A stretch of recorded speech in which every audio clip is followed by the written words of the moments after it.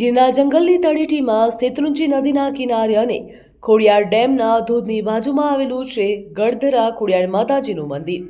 ચોમાસાની ઋતુમાં જ્યારે શેત્રુંજીમાં પાણીનો પ્રવાહ વધે છે અને આસપાસના ડુંગરો લીલાછમ બની જાય છે, ત્યારે સમગ્ર વિસ્તારનું સૌંદર્ય જાણે સોળે કલાએ ખીલી ઉઠ્યું।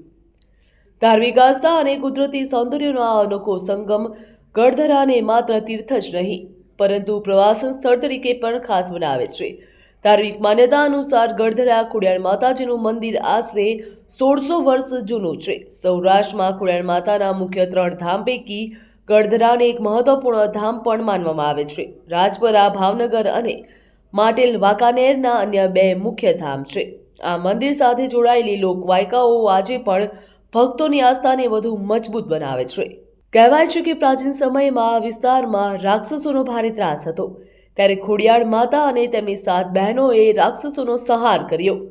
યુદ્ધ બાદ માતાજીએ પોતાનો મનુષ્ય દેહ આ ધરામાં ગાળી દીધો હતો અને માત્ર ગળાનો અંશ દેખાતો હતો। આ લોકવાયકા ઉપરથી આ સ્થળનું નામ ગળધરા પડ્યું હોવાનું માનવામાં આવે છે। આજે પણ અહીં માતાજીના મસ્તક અને ગળાના સ્વરૂપની સ્વયંભૂ પૂજા કરવામાં આવે છે। અહીંયા માતાજીનું એમ કહેવાય છે કે ભાઈ માતાજીનું જે નેહડું માતાજી જે થઈ ગયા વલભીપુર પાસે રોહિશાળા ગામ, રોહિશાળા માતાજી એમ કહેવાય કે 7 માતાજીએ સમાધિ લીધી। માતાજી એક બેન નથી, માતાજી 7 બહેનો છે। 7 બહેનોએ ત્યાં સમાધિ લીધી। આવડ, જોગડ, તોગડ, હોલબાઈ, સાસબાઈ, ભીજબાઈ અને ફળિયાર માતાજી 7 બહેનો છે। અને 7 માતાજી એમ કહેવાય છે કે એમને જન્મ નથી લીધો। એક નાગણી રૂપે માતાજી મામડિયા તારણને એને ત્યાં પોતે પ્રગટ થયા અને 7 જીવતા સમાધિ લીધી રોહિશાળા ગામમાં। ત્યાંથી માતાજી સતી સ્વરૂપમાં પાછા પ્રગટ થયા અને એમ કહેવાય છે કે ધારી, જૂનું નામ એનું ધારાનગરી છે। અને શેતલ ગંગા જે માતાજીની બહુ સરસ નદી વહે છે, જેનું શેત્રુંજી નામ છે, ત્યાં માતાજી એક ઝરણું સારું એવું હાલતું હતું અને ધરાની માલ પર ઉતરીને પોતાનું શરીર ગાળી નાખ્યું, ગળા સુધી ગળી ગયા, એટલે માતાજી પોતે પથ્થર બની ગયા। અને માતાજીનું એમ કહેવાય છે કે સ્વયંભૂ માણસમાંથી પથ્થર બન્યા। અને ગળધરા ખોડિયાર મંદિર કહેવાનો અર્થ એવો થાય છે કે માતાજીનું ગળું જ પૂંજાય છે। અહીંયા માતાજી સ્વયંભૂ માણસમાંથી પથ્થર બન્યા।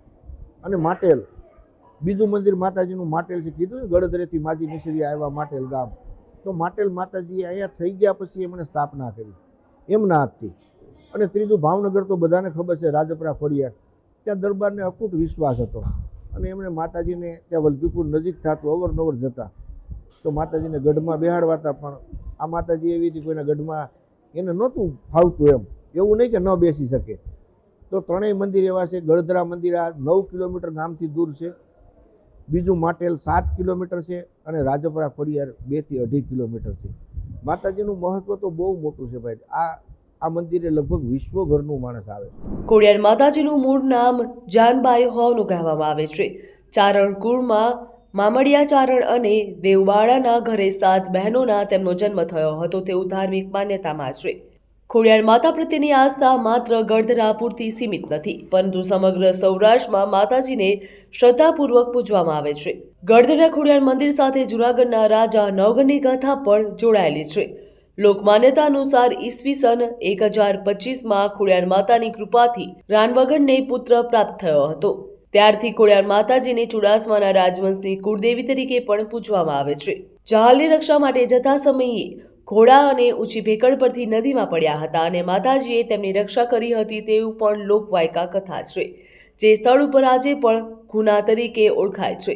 ગળધરા ખોડિયાર માતાના દર્શન માટે ભક્તો દૂર દૂરથી આવે છે।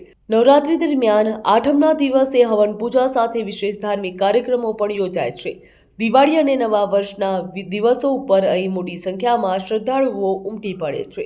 ગુજરાતથી ગ્રોથ નાવ ભક્તિની વિશેષ રજૂઆતમાં આજે ગ્રોથ નાવની ટીમ પહોંચી છે અમરેલીના ગળધરા ખોડિયાર મંદિર ખાતે।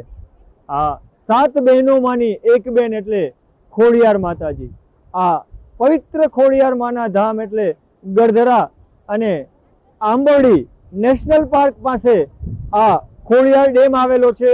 આ ખોડિયાર ડેમની પવિત્ર ધરાની અંદર જ્યારે માતાજીએ ગળાડૂબ પોતાના શરીરનો ત્યાગ કર્યો અને ત્યારથી માં ખોડિયાર આ પવિત્ર સ્થાન પર બિરાજમાન છે અને ત્યારથી જ તેમને ગણધરા ખોડિયાર તરીકે પ્રસિદ્ધિ મળી અને વિશ્વની અંદર આ માં જ્યારે પૂજનીય છે, ત્યારે આજે આપણે વાત કરવી છે આ પવિત્ર સ્થાનની. આવો જાણીએ આ ગણધરા ખોડિયારનું મહત્વ. મંદિર પરિસરમાં ભક્તો માટે રહેવા અને જમવાની નિઃશુલ્ક વ્યવસ્થા પણ ઉપલબ્ધ છે. મંદિરની આસપાસ હિંગળાજ માતા અને રાજપુરા માતાના મંદિરો પણ આવેલા છે. અર્થાત એક જ સ્થળે અનેક ધાર્મિક આસ્થાના કેન્દ્રો ભક્તોને આધ્યાત્મિક શાંતિનો અનુભવ પણ કરાવે છે. અહીં આવનાર દરેક શ્રદ્ધાળુઓ માટે આ માત્ર મંદિર નથી, પરંતુ આસ્થા, ઇતિહાસ અને કુદરતનો એક અદ્ભુત અનુભવ છે. લગભગ 1600 વર્ષ જૂની માન્યતા ધરાવતું આ પવિત્ર ધામ આજે પણ ભક્તોની શ્રદ્ધાનું કેન્દ્ર બનીને ઊભું છે. ગીરના જંગલની હરિયાળી, શેત્રુંજી નદીનો પ્રવાહ અને ખોડિયાર માતાજીની આસ્થા, આ ત્રણેયનો સંગમ ગણધરાને વિશિષ્ટ બનાવે છે. જો તમે પણ આ આસ્થા સાથે કુદરતને નજીકથી જોવા માંગતા હોવ તો ગણધરા ખોડિયાર ધામ એક યાદગાર સ્થળ પણ બની શકે છે. અમરેલીના ધારીમાં આવેલા આ ખોડિયાર માતાજીના પવિત્ર સ્થાનેથી ગ્રોથ નાવ ભક્તિમાં અમે આપને કરાવ્યા માં ખોડિયારના દર્શન અને ભક્તો સાથે પણ કરી ખાસ વાતચીત. કૃતાર્થ વૈષ્ણવ સાથે ગ્રોથ નાવ ભક્તિ, અમરેલી.